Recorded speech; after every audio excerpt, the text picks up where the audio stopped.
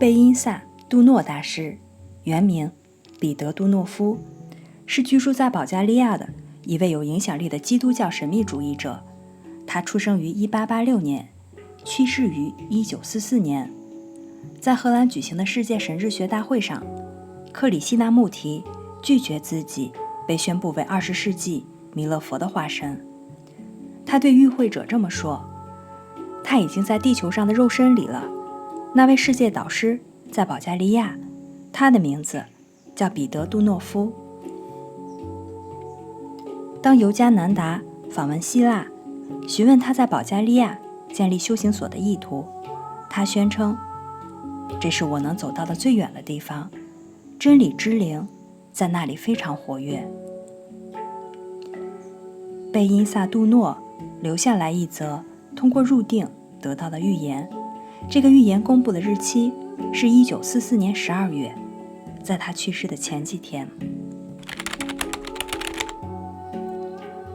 人类的思想、情感和行为正在逐渐改善，但是很快每个人都会臣服于神圣之火，这将净化他们，并为新时代做好准备。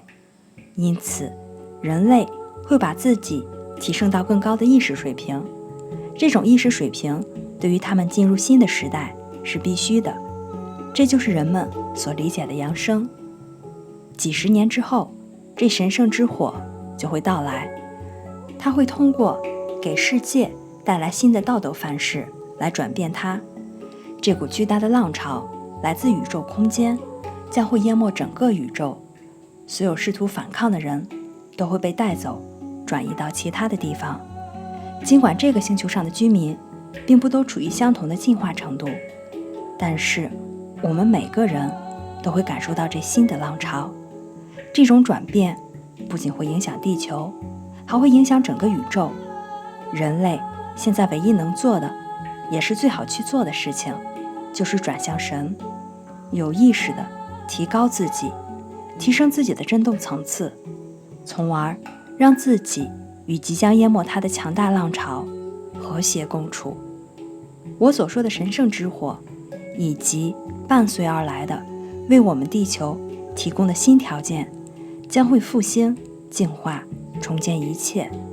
物质会被净化，你们的心灵将会从痛苦、烦恼还有怀疑当中解脱出来，会变得光明，一切都会得到改善还有提升。负面的思想、情感和行为会被吞噬和转化。现在围绕着你周围的一切都会崩塌，而且消失。这个文明以及其中的邪恶将不复存在，整个星球都会震颤，置人类于无知枷锁之中的错误文化将不复存在。地震不仅仅是地理现象，其目标是唤醒人类的智慧还有心灵，让他们从错误还有愚蠢当中解放出来，让人们了解他们并不是宇宙当中唯一的存在。我们太阳系现在正在穿越宇宙的一个区域，在这里，一个被摧毁的星座留下了它的痕迹还有尘埃。这种在受到污染空间中的穿越是产生毒害的根源，不仅对地球上的居民来说如此，对我们银河系的其他行星上所有的居住者来说也是这样。只有恒星不会受到这种恶劣环境的影响。这个区域被称为13区，也有人称之为对立区。我们的地球被封锁在这个区域长达千万年之久，但是终于我们正在接近这个黑暗空间的出口。我们即将到达一个更富有灵性的区域，在那里居住着更加进化的存有。地球现在正在遵循着扬升进程，每一个人都应该让自己与扬升浪潮协调一致。那些拒绝臣服于这一进程的人，会失去将来提供的来提升自己的良好条件的优势，他们会在进化当中落后，必须再去等待千万年才能迎来新的扬升浪潮。地球、太阳系还有宇宙，一切都在爱的推动下走向新的方向。爱是一切力量当中最为伟大的。现在，金钱还有权利一直受到尊崇，仿佛你的生命轨迹就依附于他们。但是在将来，一切都将臣服于爱，一切都将服务于爱。正是通过苦难还有困难，人类的意识发生了觉醒。会发生洪水、飓风、火灾，还有地震，这些会席卷万物。血液会沸腾，会有革命发生，可怕的爆炸事件会在地球很多地方响起。哪里有土，水就会到来；哪里有水，土就会到来。神就是爱，然而我们在这里面对的是一种惩罚，是自进入暗夜以来，大自然对人类对他的母亲，也就是地球所犯下罪行的回应。在经历了这些苦难过后，那些会被拯救的人，那些迎接这一转变的人，会迎来黄金时代，和谐与无限的美丽。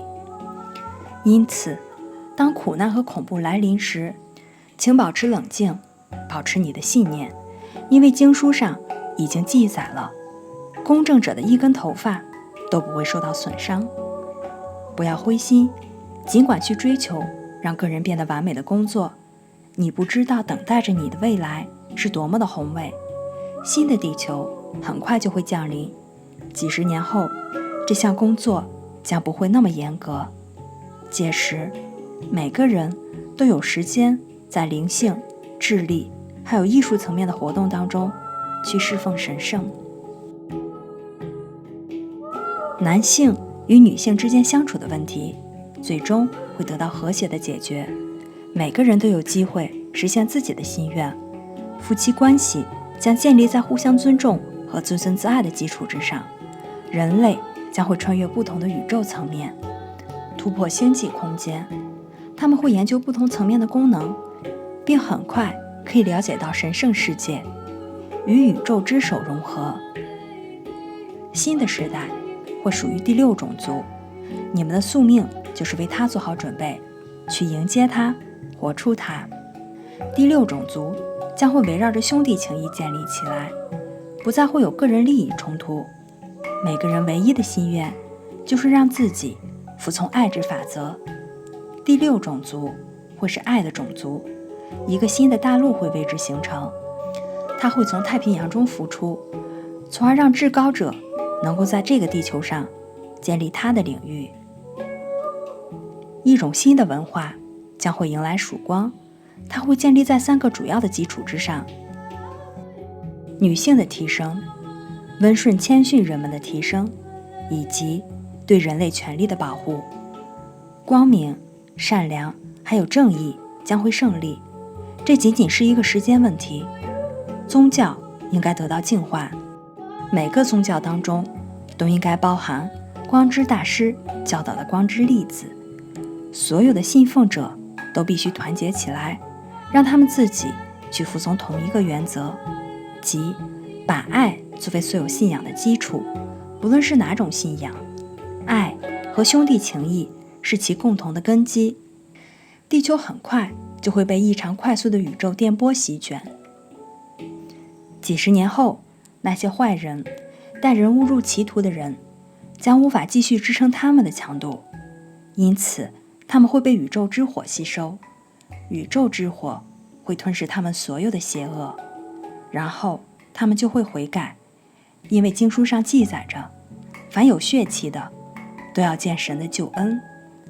我们的母亲地球将会除去那些不接受新生活的人，它会像拒绝烂水果那样去拒绝他们。他们很快就无法转世到这颗星球上，也包括那些罪犯。只有那些拥有爱的人才会留下来。地球上的任何地方也不会沾染人类或者动物的血液，因此它必须接受净化。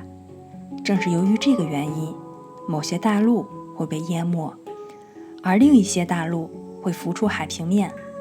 大多数人不会去思考他们受到什么危险的威胁，他们会继续追求他们徒劳的目标，追求享乐。